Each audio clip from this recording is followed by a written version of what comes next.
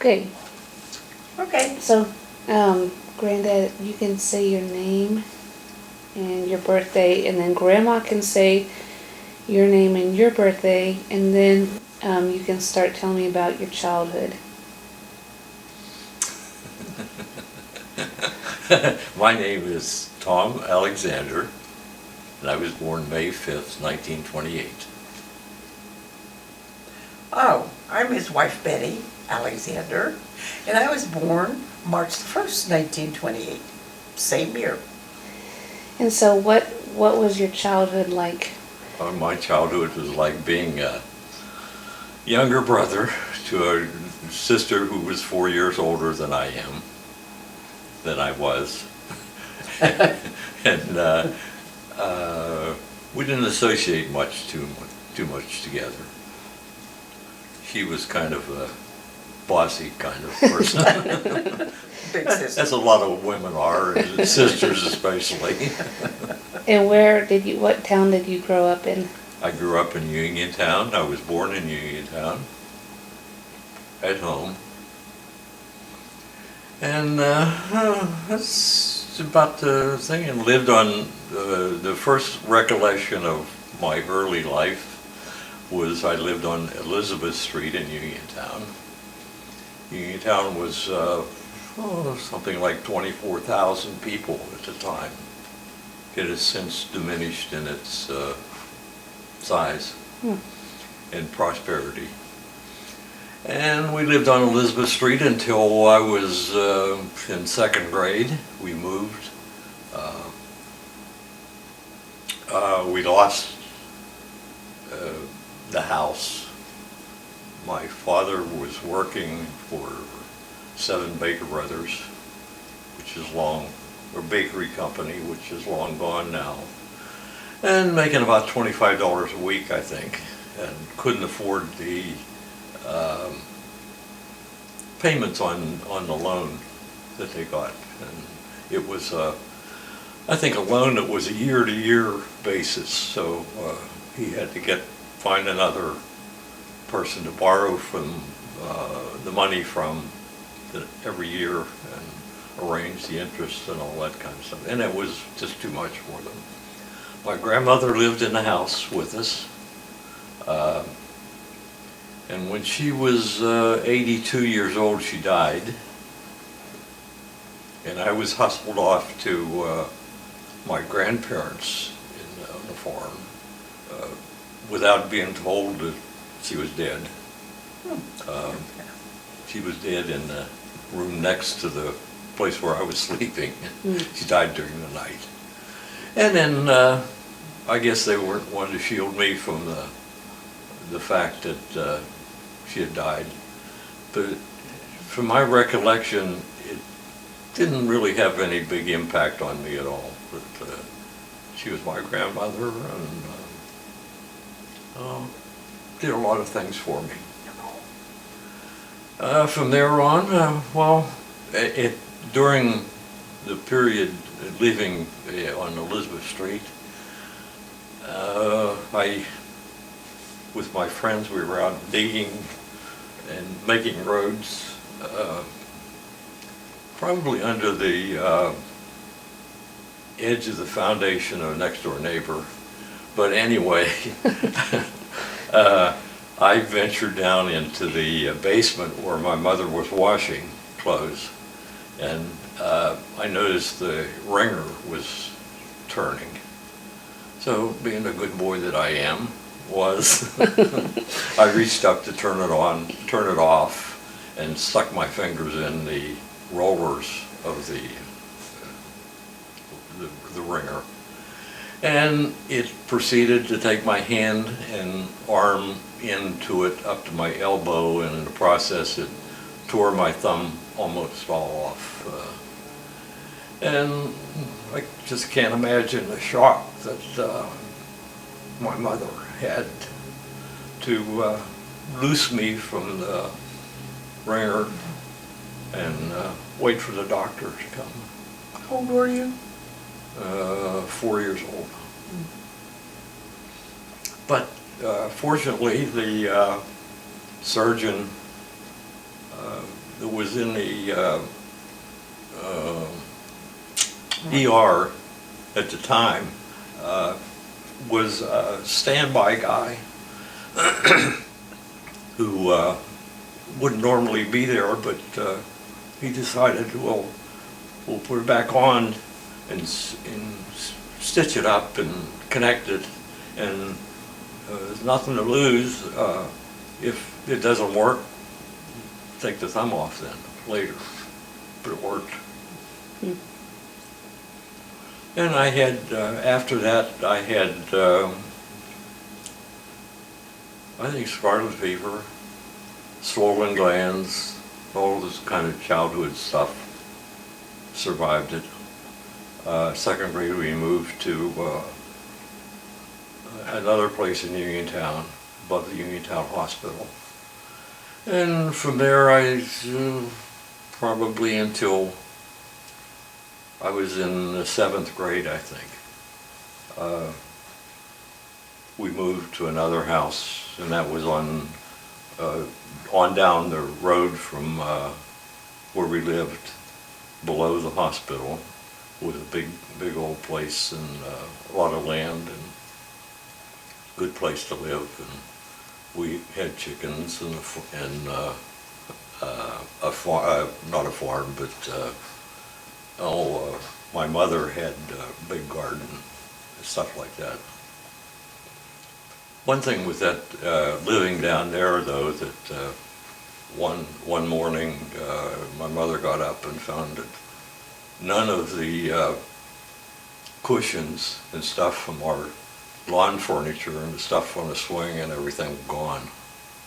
And she finally got up to the garden and found out that somebody had snatched the stuff off of the porch and taken it up in the garden and made a bed out of it.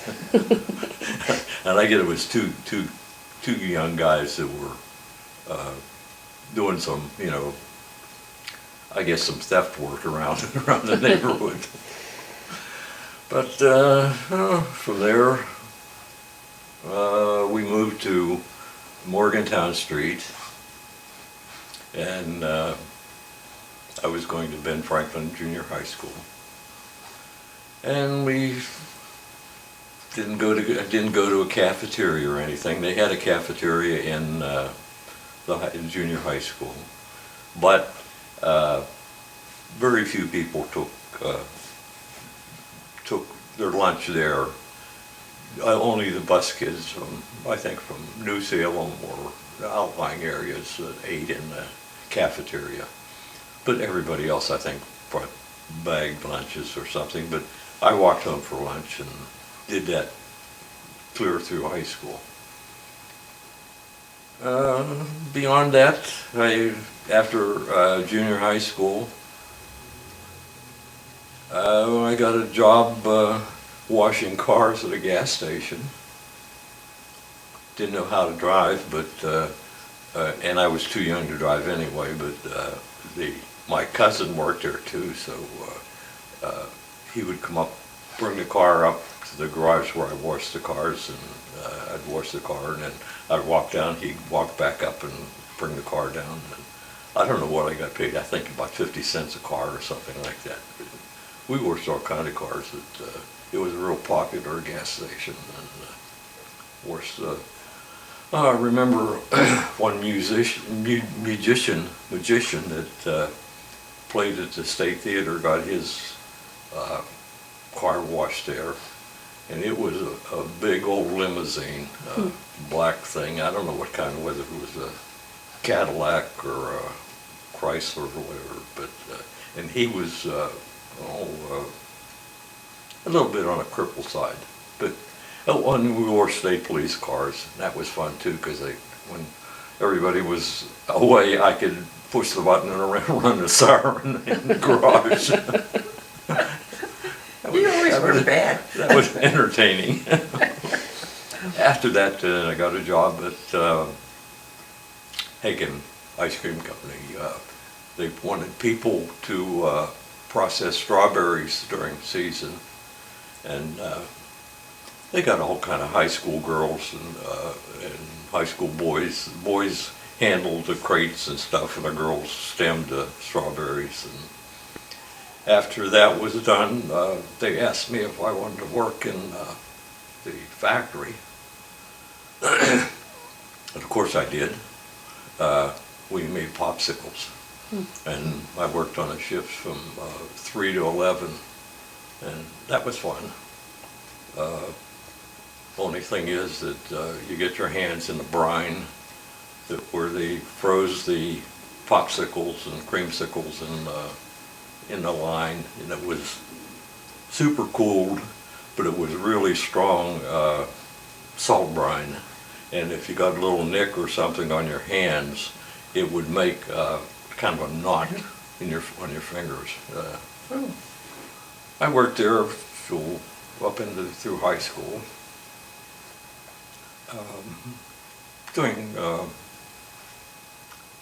working in the factory. I worked on the cleanup crew, working from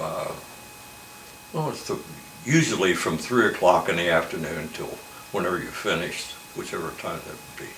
And that was fun, and a lot of other high school kids too.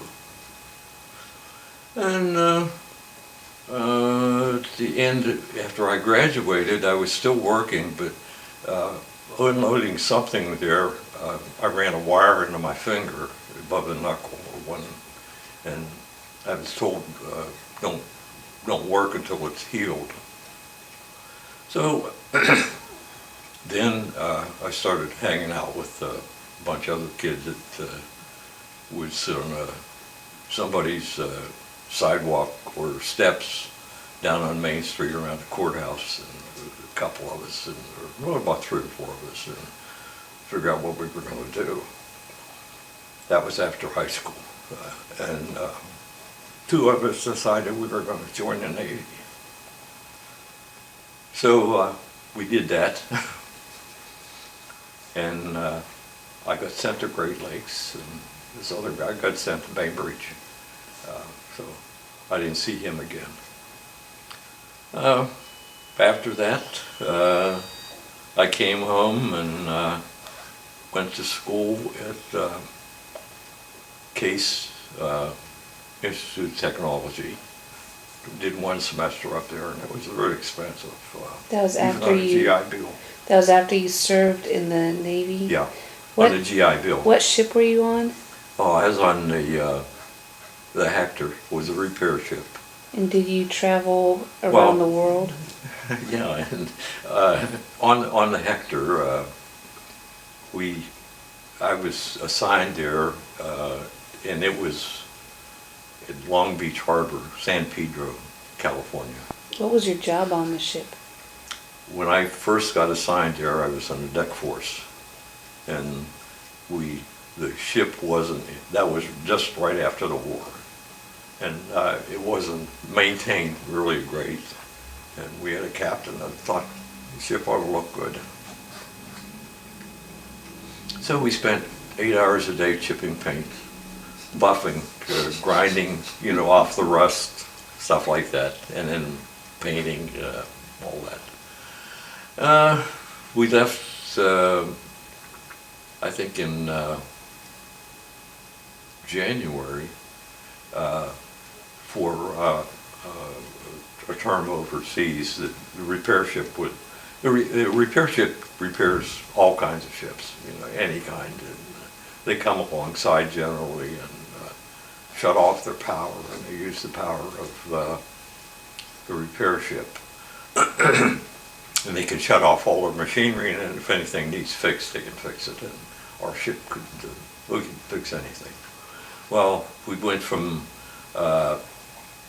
San Pedro to Pearl Harbor, and that was the first time I'd ever been in the ocean, and that was fun. And from San Pedro, or from Pearl Harbor, our next stop was Tsingtao, China. And we spent about 3 or 4 months there. repairing things, and I think very, very few things that we repaired. And the communists hadn't taken over yet, but you could hear the artillery fire at nighttime, especially. And on the way home, then we got to stop in Shanghai for a day, 2 days really, because the liberty or the leave time mostly for sailors is port and starboard, which is 1 day, alternate days. So we were there for a couple days and got to see Shanghai. And then we went to south to Hong Kong and spent 2 more days there, which was nice to see other parts of the world. On the way back home, we went to Guam, and we were stationed there for a while, and I don't remember how long or early, but during that time we went also moved over to Inuitak, where they had atomic bomb tests, and I don't know what the purpose was that we were over there either, because we didn't have any, I don't recall anything to repair. But in the meantime, there was an opening in the optical repair shop on the ship, and they took me as a learner or striker. And I learned to repair binoculars and alidades, and just a good place to live, and especially in hot weather because our shop was air conditioned to keep the optical instruments clean. But we lived in it too. We had berthing places in other part of the ship, but nobody.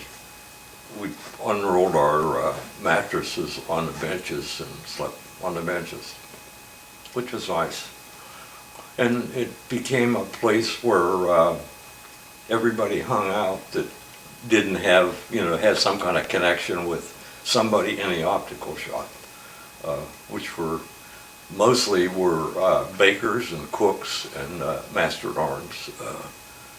Master-at-arms is the police force in the Navy. A lot of good guys. From there, we came home from Guam. We stopped at Pearl Harbor again, and I remember eating spaghetti with chicken livers. That was good. And fresh milk too. And from Pearl Harbor, went to Bremerton, Washington, and it was rainy and very yucky. And I remember I had a sore throat and a cold and miserable. But we went to dry dock there, and they cleaned the hull of the ship, and we went back out and then went south to San Diego. And I don't know how long the ship was supposed to be in San Diego, but that was about 2 or 3 weeks before I was discharged. So I got discharged from San Diego. And I just thought, I don't want to ride a train. I'd ridden a train a couple times across the country. I'll get a bus. And that was a big mistake. 5 days and 4 nights on a bus. It was miserable. But made it home, made it to Pittsburgh, and got back home. That's that part of my life. And then after that, as I said, I attended a Case Institute Technology for a semester. It was really expensive. I didn't have any money either, or very little. So then I enrolled in Waynesburg and went there for another 3 semesters and decided I didn't want to do this either. And I got a job. Got a job working for Republic Steel, Northern Coal Mines, as a chainman on for going underground and doing survey work. That was in Pittsburgh or Uniontown? That was out of Uniontown, in the coal mines around. They were pretty close to Uniontown. I'd never been underground, and I'd never done that kind of work, but I worked there about 3 months, and the guy's position that I was filling while I was there got discharged. That was during the Korean War. He got discharged, so he took his job back, and they hired me as an apprentice draftsman at Republic Steel. I thought you were vice president in charge of fluorescent lights. Well, that was one of my duties. It seemed like everybody was timid. We had fluorescent lighting. The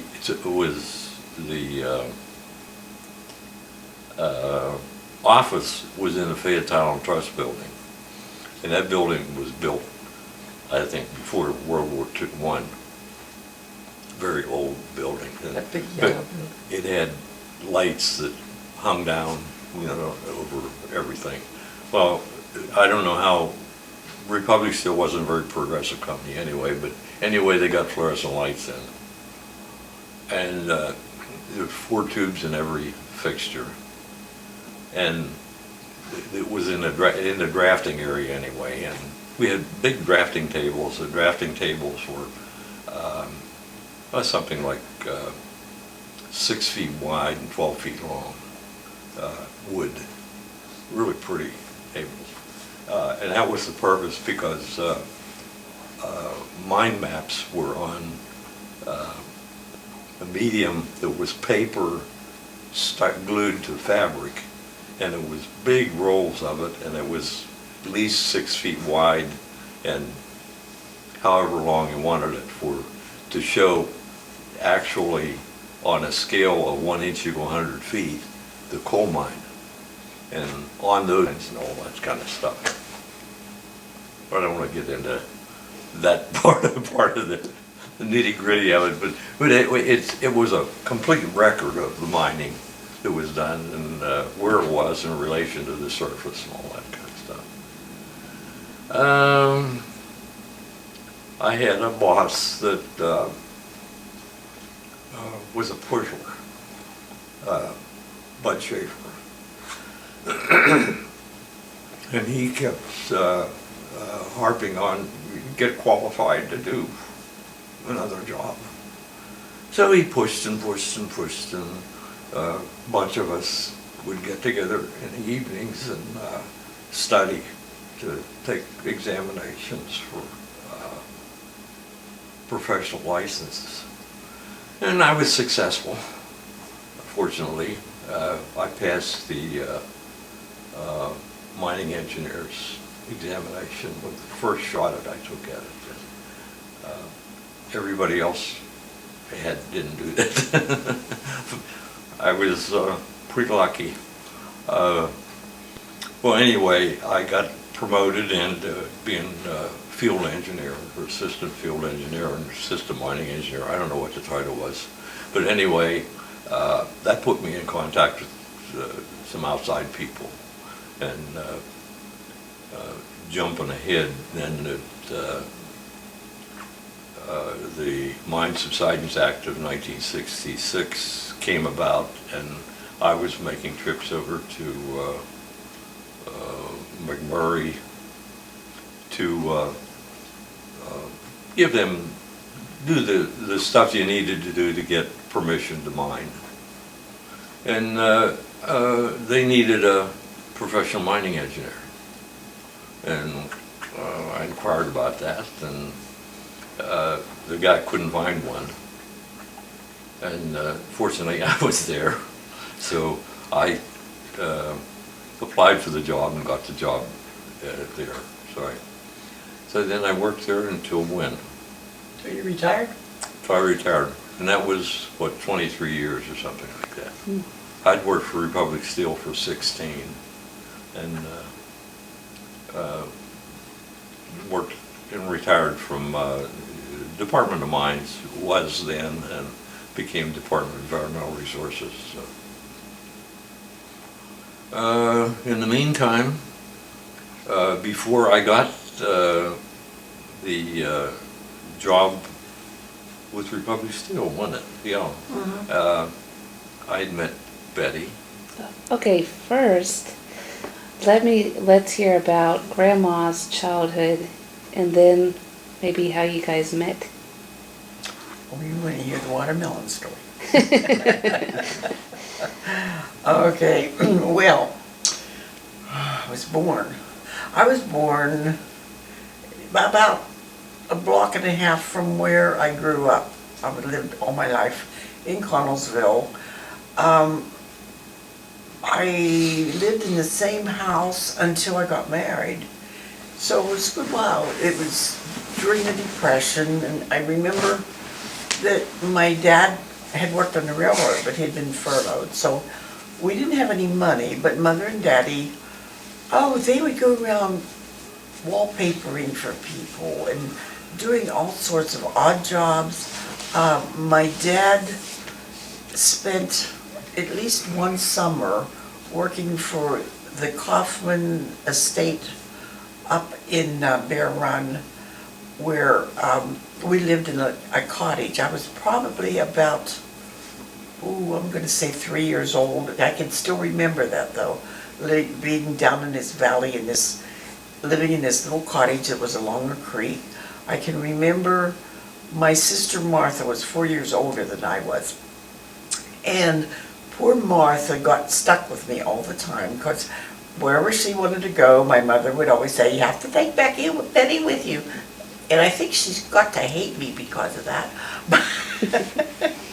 But I can remember this cottage was down along a creek, and there was a hill that went up beside it with steps that went up. It was like an estate, a country estate for this wealthy guy who owned a big department store in Pittsburgh.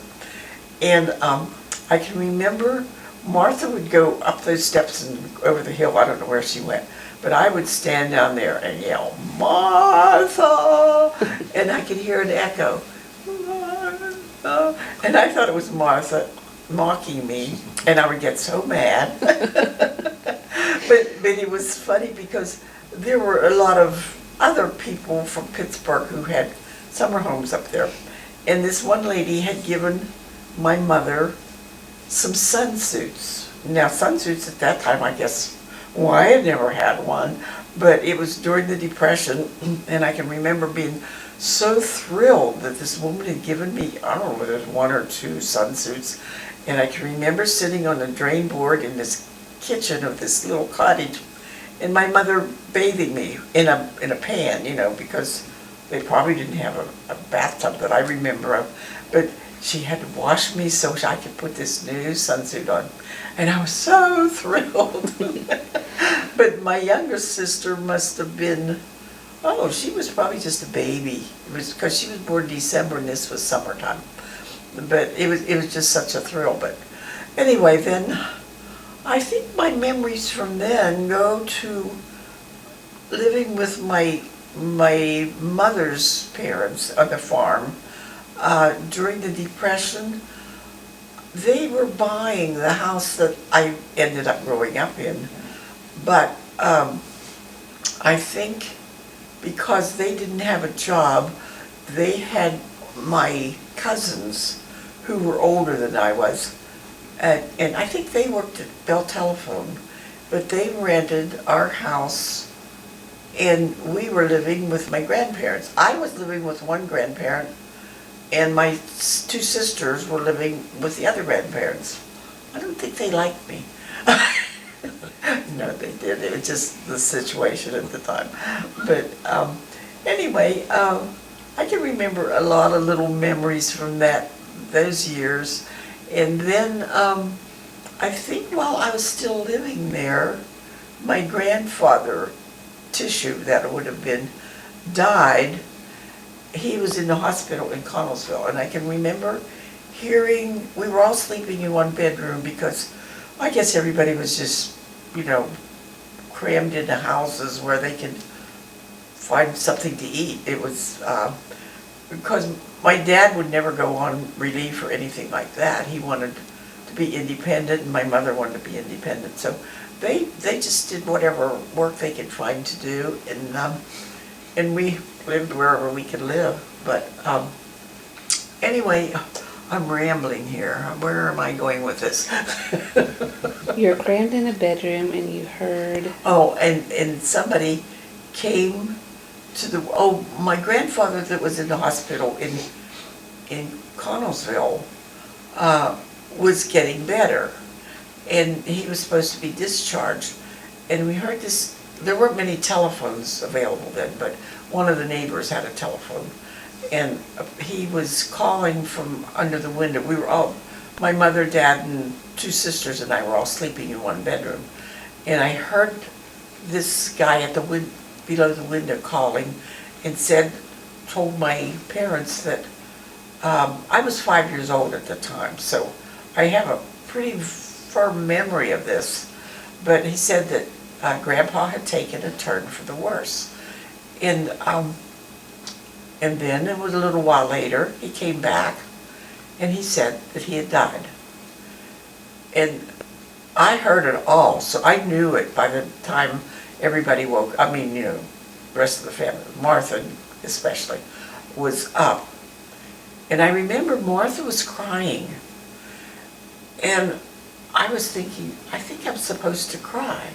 It's strange when you're 5 years old and you hear news like that. You really don't grasp what it means. It was just kind of okay, now what am I supposed to do now? But anyway, got through that. And then, I don't know where we went from there. I guess we just got shipped around. But, then I was, when I was 6 years old, we were still there apparently, because I started school in this one-room schoolhouse that was on my grandparents' farm. In fact, they had donated the land for it and a church that was built there. And I started school at this one-room school with a pot-bellied stove. They had a dipper, that they had a bucket and everybody drank out of the same dipper. And I think I went there for about 3 months, and then we moved back to Connellsville. I don't know how or why, but 28 and 5, 6, would that be 34? Mm-hmm. Was that when the Depression was still going? It was still going? Well, anyway, I came back to Connellsville for the rest of my first grade, and then I went to Connellsville the whole rest of my school years. But and then what did I do? We got a job at Bell Telephone. Well, yeah, but that wasn't until I graduated from high school. Oh, I know. Before I got a job at Bell Telephone, I liked art, so I was in an art class, and the art teacher said that Troutman's department store needed someone to paint signs for they painted them by hand, lettered them by hand. And so she told me to get down and apply, so I got that job and worked at Troutman's for, I guess, 2 years until I graduated. And it was fun working at Troutman's because we were down in the basement and there was a sign room in the back, but it was also down where the china and all that sort of stuff was sold. So I'd go down there to paint signs, and then there were a couple of younger people that worked down there that we'd horse around a lot down there. Nobody knew what we were doing. But it was sort of a cinchy job.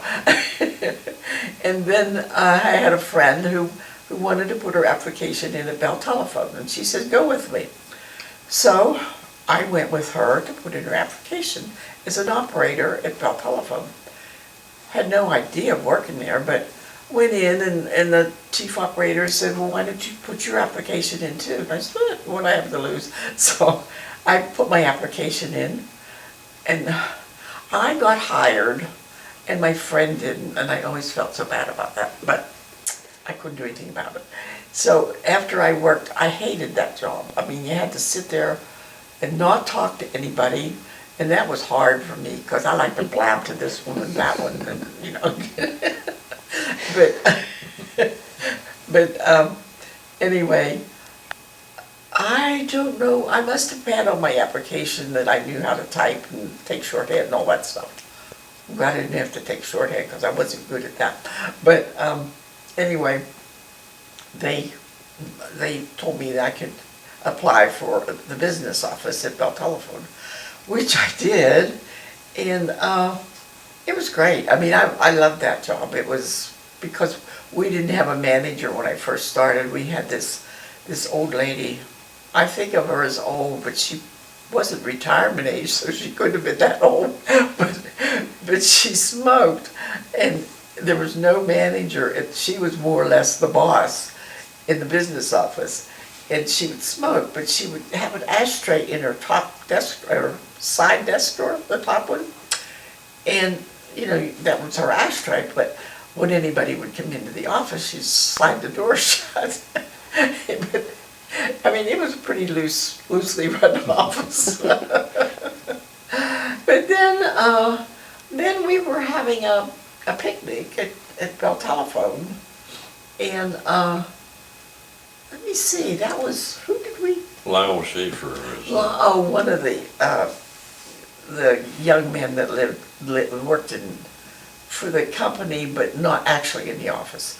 A bunch of us girls were having this picnic, so we told him to find some guys for this picnic, to take to this picnic. So he invited you, Joe Scott. Joe Scott. He invited Joe Scott, a friend of Tom's. Yeah, I guess this guy worked as a salesman, and he worked out of Uniontown and Connellsville and knew people on both sides. So anyhow, he got Tom to go to that with, and Tom rode with Joe Scott, because Tom didn't drive, didn't have a car. And when we came, I don't even remember who asked to take me home. I can't remember that, whether it was you, it must have been Joe. I don't think so, it was probably me. Probably you? Yeah. So it wasn't what you call love at first sight, because anyway, when we went to get, Joe had a convertible, and when we went to, I said, well, yeah, you could take me home if you take Jean home too, which was a friend who worked in the office with me. And so when we went to get in the car, Tom, it was just a two-door car, right? Mm-hmm. And Tom, pulled the front seat back so I could get in the back seat, and he got in the back seat with me. And he took me home and carried all this picnic stuff, because I think I was furnishing the food or something, and carried all this stuff in, and my mother was ironing. I can remember walking in the house, and my mother was ironing, and there were clothes all over the place, and it was such a mess. And I thought, oh dear. And but then when Tom helped me, he carried the stuff in, and when he left, he said, well, good night. And I said, good night. And I thought, well, that's that. And then that was right before I was going on vacation. And then we went camping with, well, Martha, and I don't even remember who went. But after we came back from camping, Tom called. And he said, this is Tom Alexander. And I thought, I had met a Tom Anderson, and I thought, is this Tom Anderson? I was trying to picture what Tom Alexander looked like. I'm sorry, Tom, but I could not remember what you looked like. I even got a pair of shoes that had lower heels, because all of my heels were, the dress shoes were high. So I bought a pair of shoes that had lower heels, because I couldn't remember if he was a little guy, a big guy. But he was a big guy. I've become a little guy. But anyway, I don't even know where we went. Oh, we must have been double dating, yeah. Yeah, I think Joe Scott had a date with Gene, yeah, the one Gene. he took home from, and so that gave me a ride to because Gene lived near me, I mean, like a block away, 2 blocks. to Connellsville. But, so Tom walked me to the door, and he said, well, good night. And I said, good night. That's all he ever said. I mean, sometimes he'd kiss me good night, but he would never say, I'll see you, I'll call you. He would just say, well, good night. And I'd say, good night. I thought, well, if he calls, I'll call him. If he doesn't, so I didn't want to get too attached to this guy because he was so laconic. Well, you know what he's like. Every time we were someplace, we were talking about our stuff, I find out something different about you that I didn't know. In 60 years, I hadn't known that. So anyway, that's it all started that way, and then then Katie, my sister, I was going on a hayride. Yeah, hayride with Grudales. It was with the YMCA, a women's organization, and we were having a hayride. So Martha and I were going, and we talked Katie into going. And on this hayride, Chaz, you had, or somebody had asked Chaz, I don't know who, but he was on it too, and that's where Katie met Chaz. And then they ended up getting married. And Tom and I ended up getting married. And Chaz dating Katie then gave me a ride to Connellsville often. And then if I could jump in here, then after that ride disappeared, Chaz, where'd he go, the Army? Yeah, he was drafted. He was drafted. I started riding streetcar. Yeah, and then you'd hitchhike home. Mm-hmm. The streetcars only ran till 11 o'clock. So after 11 o'clock, I'd walk down the hill in Connellsville and across the bridge and over to 119 and then hitchhike home. That's why we got married in January. It was getting too rough. So you guys dated about a year and a half? Yeah, Or so. yeah, must have been, because it was, yeah. So tell me about the night that you got engaged. Oh, let's see. I didn't get my ring that night, did I? Or did I? No. When we were standing, you weren't never in my mother's house in Connellsville, or you know, that was before your time. But there's an archway between, you probably don't even remember where you asked me to marry. Yeah, I do. Yeah, you do, too, I can remember that so clearly. But the circumstances was, I didn't have a job. I was still going to school. And my proposal was, if I had a job, I would ask you to marry me. And that's when I think she said, yeah, I would. I didn't hesitate. So then after I got a job and could afford to buy a ring, then I actually don't remember proposed. it like that at all. And I actually proposed. I remember standing in that archway and you said, will you marry me? And I said, yes. I don't remember if I had a job part at all. I shut that out. I don't care if you have a job. I have a job. And then after you were engaged and then you went to tell your mom and she said, I'll believe it when I see it. Because my sister, was down, she had her apartment furnished, was all set to get married, had her clothes in the closet of their apartment, and chickened out. My dad was in the hospital, and I had to get down and tell Daddy that, he wanted to know how the wedding was coming, and I said, fine, because I didn't want to upset him, and I had to lie. So my mother had figured that none of these girls are ever going to get married. and you were engaged before, right? Before you were engaged to Granddad? Oh you yeah, were- I had a diamond from my old boyfriend that I'd gone with in high school. And then when I got the diamond, I thought, I don't want to marry this guy. So that's why my mother said, yeah, believe it when I see it. That was about it. Oh, the way I met Tom. Oh yeah, I did. Did I tell you about how we were at this picnic? Mhm. And, yeah, and then, well, we were drinking.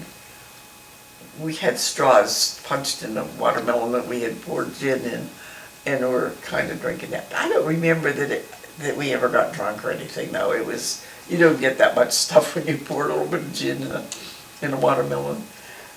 But we So- always said we got engaged. I mean, no, we met over a spiked watermelon, but that's a little exaggerated.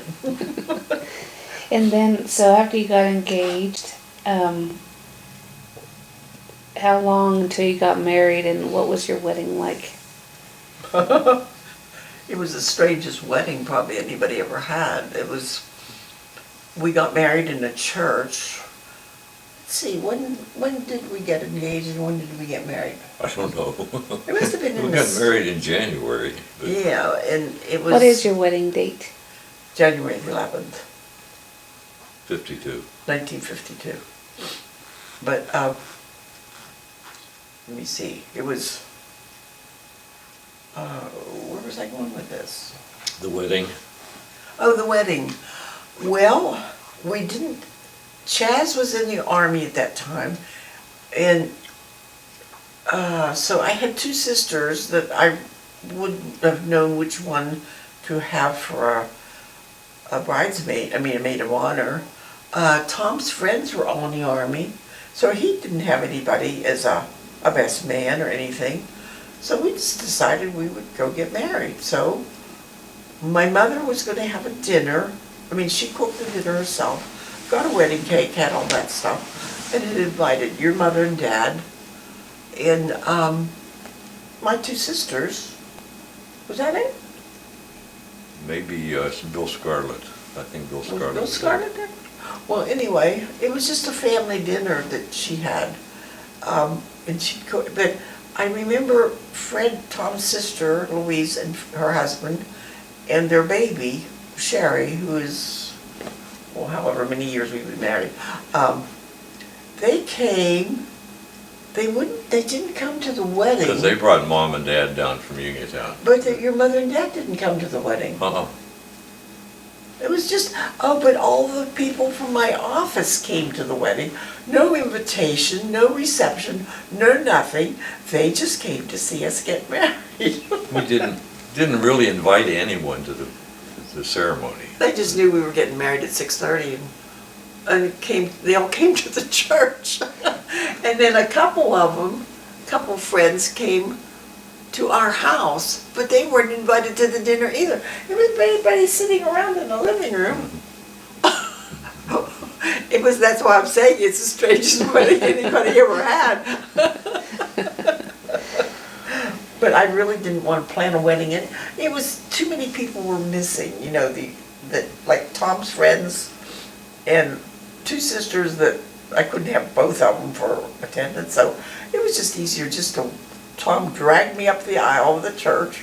He was holding my hand and I could hardly keep up with him. And we got married and we left and we went home and ate supper, and then I kept saying, come on, we gotta go, we gotta go, we gotta go. Because I was thinking, we're gonna stay at this hotel before we get on the plane. So, and then we spent our honeymoon in New York City. And that was fun. And then we came home and they gave you heck for missing. Yeah, the Republic Steel was really a strange outfit for giving any kind of leave, or they didn't even define sick leave. You had to really be sick and couldn't come to work before you had sick leave.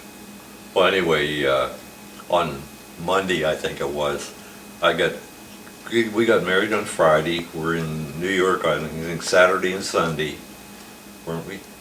Came back Sunday night, I think.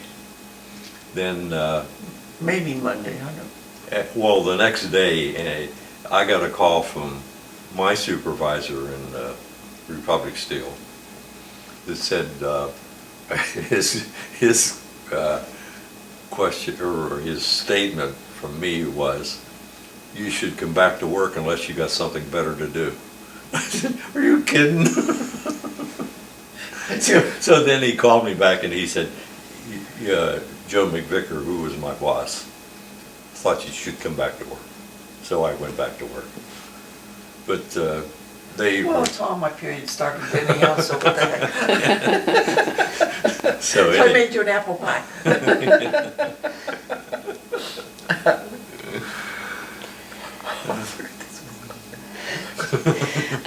Okay, well, this is gonna be the end of part one.